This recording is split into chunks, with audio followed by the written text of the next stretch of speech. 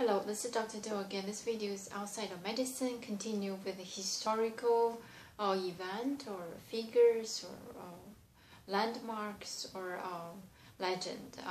I start from yesterday, start to read the Bible as history. So I'm going to continue to read. Like I said before, I'm not able to to interpret, but I'm just going to read it as part of history. Chapter 2 of Genesis. Thus the heavens and the earth were completed in all their vast array. By the seventh day God had finished the work he had been doing. So on the seventh day he rested from all his work, and God blessed the seventh day and made it holy, because on it he rested from all the work of creating that he had done. Adam and Eve. This is the account of the heavens and the earth when they were created. When the Lord God made the earth and the heavens, and no shrubs to the field had yet appeared on the earth, and no plant of the field had yet sprung out. For the Lord God had not sent rain on the earth, and there was no man to work the ground. But streams came up from the earth and watered the whole surface of the ground. The Lord God formed the man from the dust of the ground, and the man became a living being. Now the Lord God had planted a garden in the east, in Eden, and there he put the man he had formed. And the Lord God made all kinds of trees grow out of the ground, trees that were pleasing to the eye and good for food. In the middle of the garden were the tree of life, and the tree of the knowledge of good and evil. A river watering the garden flowed from Eden. From there it was separated into 4 headwaters. The name of the first is the Pishon.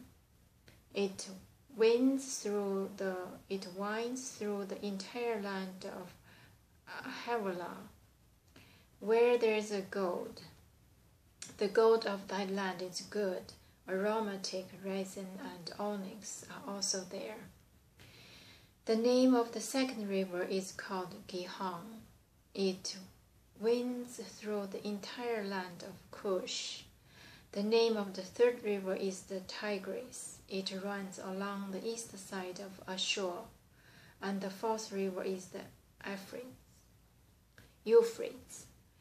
The Lord God took the man and put him in the Garden of Eden to work it and take care of it. And the Lord God commanded the man, "You are free to eat from any tree in the garden, but you must not eat from the tree of the knowledge of good and evil, for when you eat of it, you will surely die." The Lord God said, "It is not good for the man to be alone.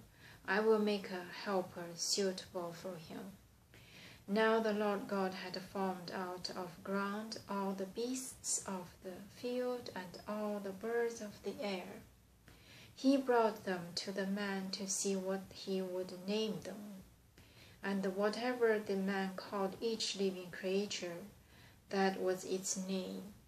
So the man gave names to all the livestock, the birds of the air, and all the beasts of the field.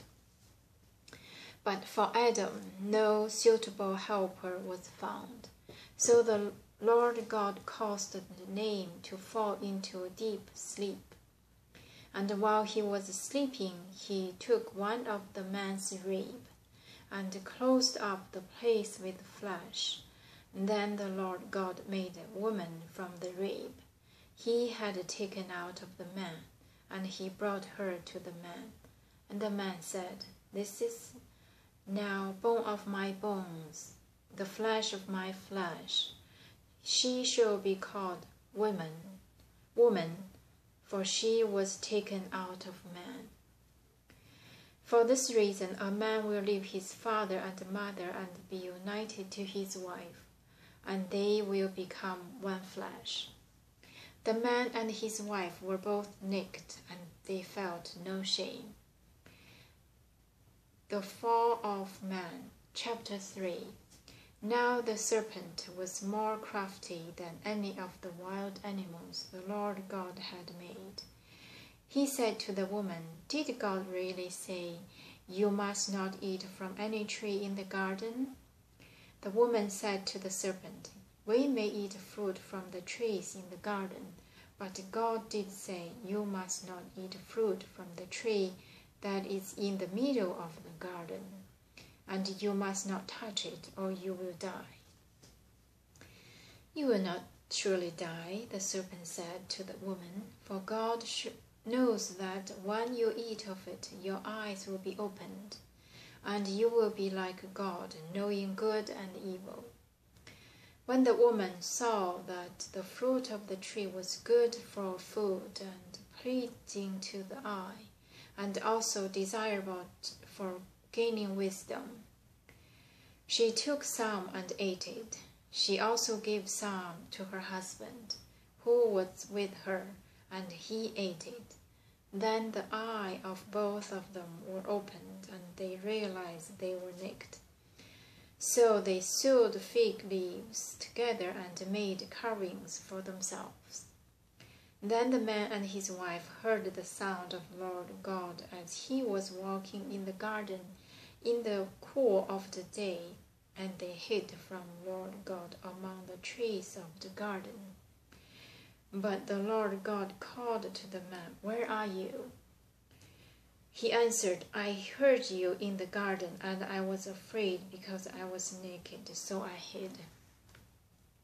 And he said, "Who told you that you were naked? Have you eaten from the tree that I commanded you not to eat from?" The man said, "The woman you put here with me, she gave me some fruit from the tree, and I ate it." Then the Lord God said to the woman, "What is this you have done?" The woman said, "The serpent deceived me, and I ate." So the Lord God said to the serpent, "Because you have done this,